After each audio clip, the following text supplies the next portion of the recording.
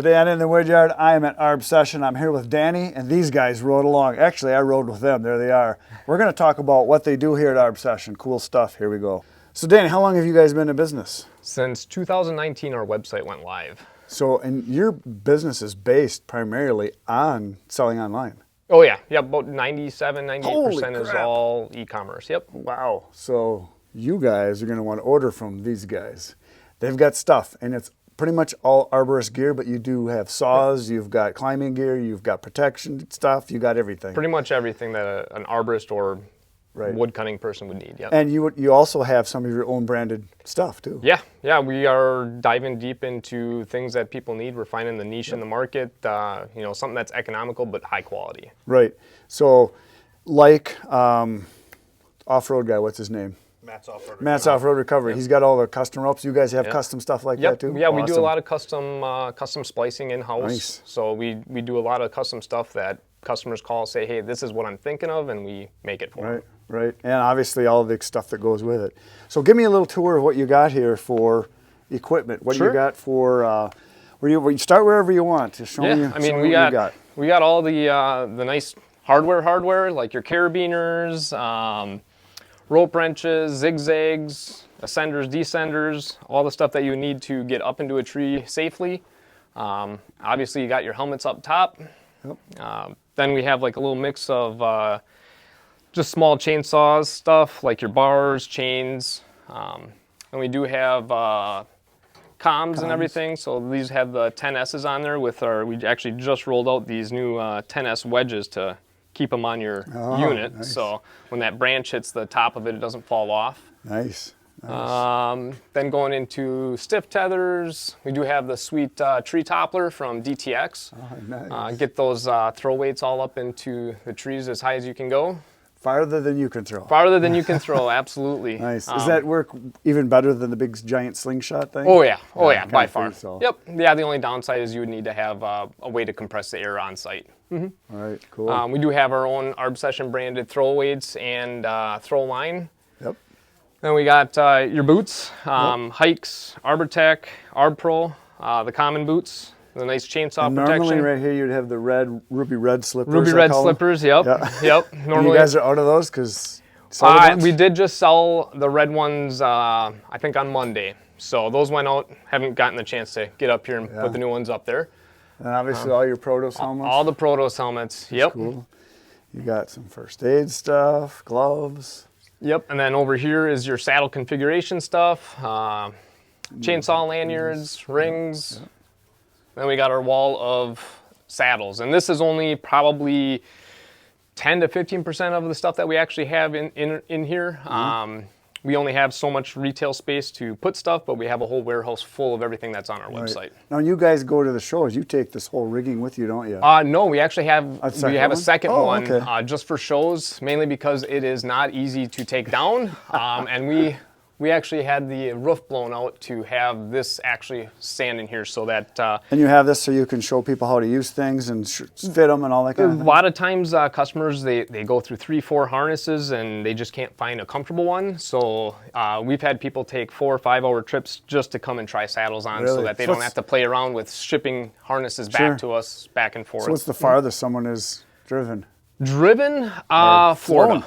Yeah, we have a customer in Florida who actually turned out to buy a chip truck up in Sturgeon Bay and ended up stopping by and saying hi. So that was pretty awesome. Cool. He was from the Panhandle. Yeah, that's awesome. Yep, but he made sure that we were in his trip.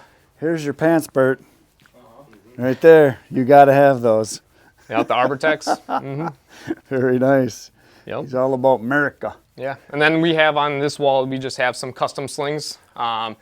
Oh yeah. These are things that we do in our spare time.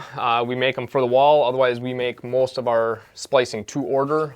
Usually about 2 to 3 days is our time frame of getting spliced goods out. Yep, and these are all the ropes that we have to offer. So each you got of them big spools in the back, I'm guessing? We have big tubs spools. Yeah, we actually have a second floor in our warehouse that is primarily rope. Right. And average people that don't know rigging, don't know how good this stuff is, do they? Right, yeah. You don't realize you have your Ace Hardware and your Menards ropes, but then you have your industrial arborist ropes. Yep. Right. And then a lot of these ropes are the same ropes that people use in actual climbing, right? Rock climbing. Some of the same quality? Oh, yeah, same quality. Tree climbers have a little higher standards that they have to meet in order to pass like your ANSI. Where rock climbers, they're climbing on like 1,000-pound test line, where these are 5,600 pounds is the minimum. No kidding. Why the difference? You just get some people involved that tell you what you have to do. So it's government run stuff. Regulations. Regulations. Pretty much. Yeah, regulations. And then here's your... Got a lot of pole saws. Poles, we do. Yep. We have our ARBSESSION pole saws as well on here. But then we carry Jameson. We actually did just get these in Castellari. Cool. This nice extendable. It's extendable and it's super light. This is made out of carbon fiber. Yeah, nice. not much more you can say on how awesome these are. Yeah. They have bicycle clamp style clamps, so you can adjust it, where a lot of the other ones, they'll actually wear out and then they just start sliding down. So yeah, we actually just got these about 2 weeks ago. So I'm guessing that's one of those things you get what you pay for. Yeah, not only that, but it's also reasonably priced. Really? Nice. These are very comparable to the other ones out on the market. Yeah, because I've priced out carbon fiber tripods for, you know, when you're doing mountain type stuff, you don't want to, you want to cut your weight down as much as possible. And man, you can double, triple the price right now. Yeah, I think these start at about 400. The aluminum ones start at about 250. Yeah, I figured I would have guessed doubling. Yep. And obviously you got different heads you can put on. Yep, different heads, pruners, loppers, and saws. Nice. Yep. Then over here we have more of our rigging stuff. So we got our big blocks, slings, speedline kits, stuff mainly used for rigging. Nice. No, you guys obviously sell a lot of stuff online. Do you sell mainly United States? Do you do Canada? Do you do other countries? We do Japan. We ship a lot to. Nice. Yeah, pretty much around the world. I mean, a lot of things go to Germany, Austria, yeah, all over the place. Awesome. And then obviously you got some saws. Yep, Husqvarna. They're our main saw. We do have Makita as well for their electric series. We did actually just land Milwaukee. So Milwaukee will have a pretty heavy presence on our website here shortly. Nice. Tell me about your bags and your totes, because you guys got some. Yeah. Yeah. So we have Casey took a long time designing this guy to perfect it to exactly what he had in his mind. So basically, this is the Gear Tote Plus. This has 2 movable shelves in here, a nice door to open to get out to all your stuff. Right. Most people will fit their throw line in the bottom. Climbing kit here and their harness up top. Does have the daisy chains here to put all your accessories. On the front, you do have a nice pouch with a clip to throw. Most people throw their handsaw there. Yep. A big thing that we think makes this bag unique is each corner has, or each side, I should say, has a spot designated for a throw cube. So it's like almost like a that's side like scabbard. Yeah, but it's the first thing you use when you get to a site is your throw cube, and all these people always have it buried in their bags, so now you can just easily access it. Open that up once. I'm gonna see what that looks like inside. Oh yeah, nice. Yep. You know, even just the design of this, I'm a big hunter. That'd be a nice pack for hunting. Yeah. This is not limited to just people climbing trees. Right. Then you also have a top that you can pull off. Right here. Oh yeah. So if you have a short prune or something to do, you can have all your climbing kit just in this hood. Sure. So if you have like a 75, 120 foot section of rope, you can throw it in there, carry your stuff to the tree rather than hauling the whole bag to wherever you have to go. Nice.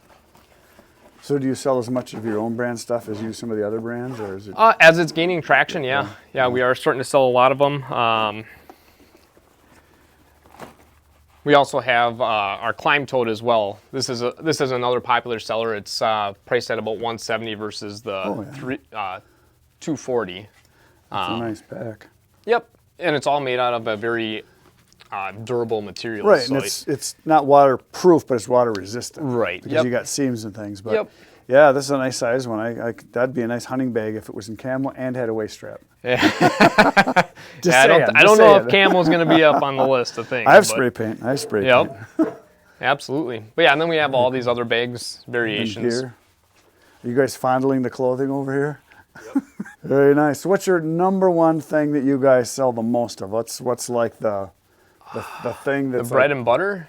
I'd like just- to say the splicing products. Really? Yeah, ropes. Ropes? Yeah, that's kind of where it started, and that's the majority of what we do is ropes. I mean, we have, behind this wall, there's a dedicated splicing area just for, we have 3 guys that splice full time.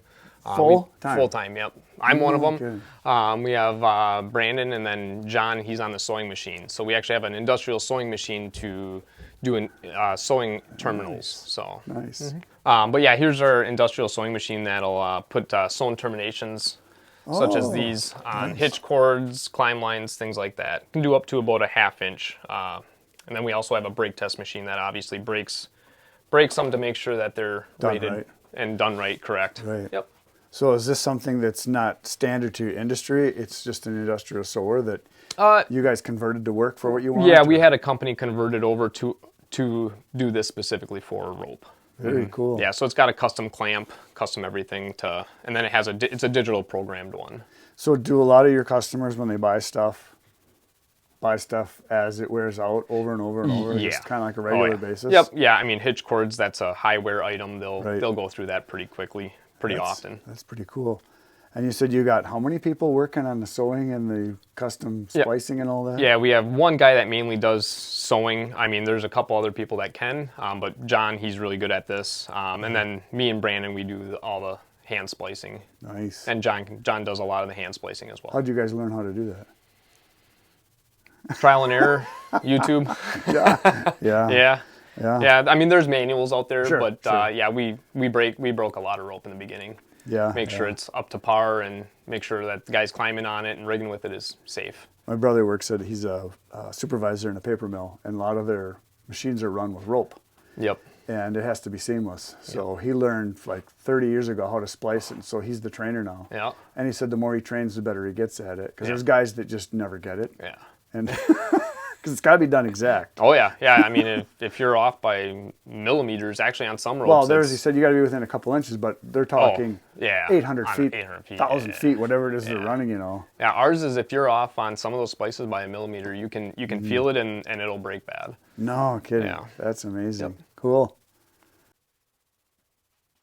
Yeah, these are the differences between a lot of the splices. So obviously you got your sewing one, where basically you're folding the rope over on itself and then sewing down it.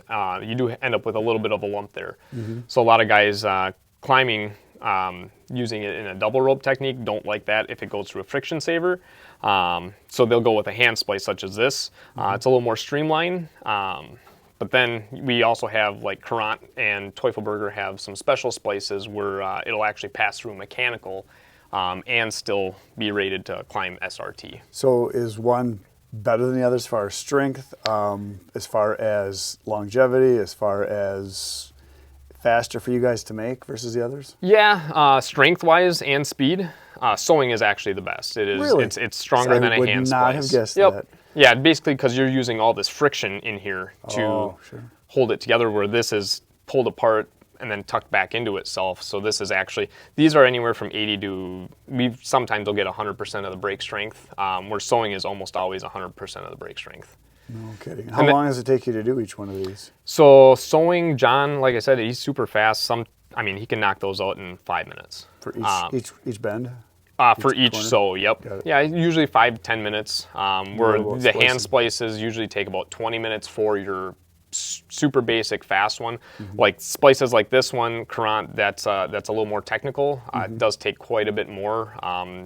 So price-wise, are they all 45. about the same, or is the one that takes Nope. longer cost more? Yeah, the one that takes longer costs more. I suppose guys like that because it's nice and clean versus the one that's sewn. Right. Yep. That too. A lot of arborists. They Picky. like clean-looking stuff. Right. Yeah. Right. And then obviously there's crane slings. That's a whole different animal. Those take about an hour. Nice.